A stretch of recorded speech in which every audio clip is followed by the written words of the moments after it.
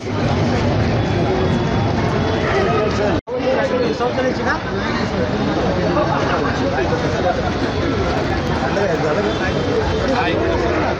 मार्गाचा व्हायचंय आपण चौकामध्ये भरपूर वेळ घेतलेला आहे।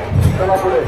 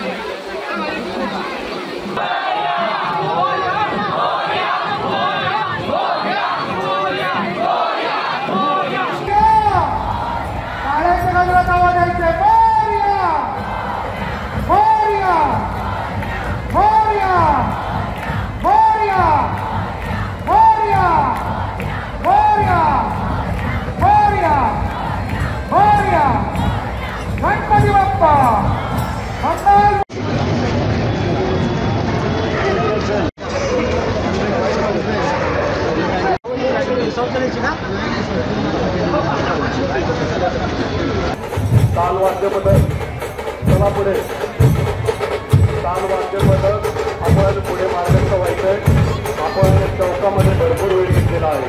चला पुढे वाईट वाटतं खूप नव्हतं जायला पाहिजे पण पुढच्या वर्षी परत लवकर येणार अशी मागणी केलेली आहे। तोपर्यंत काय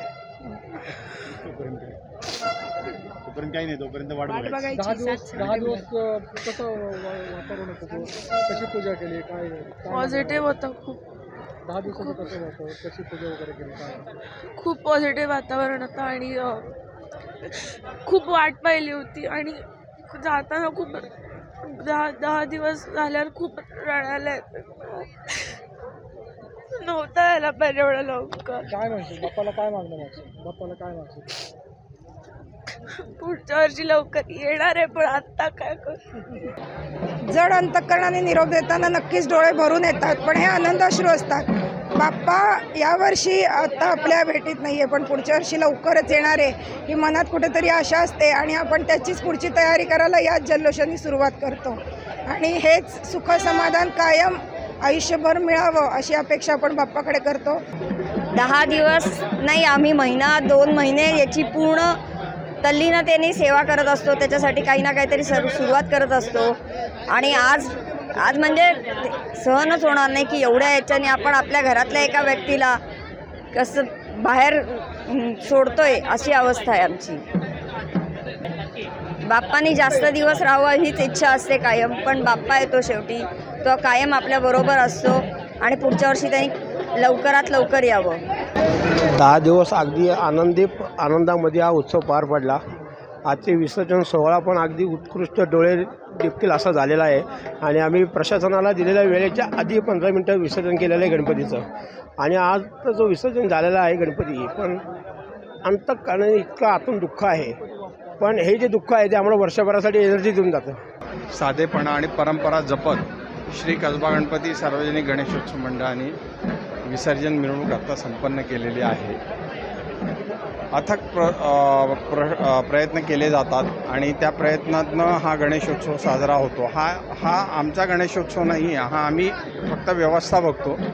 उत्सव हा पुणेकरांचा आहे आणि पुणेकरांनी भरभरून साथ दिली. मंगलमूर्ती मोरया.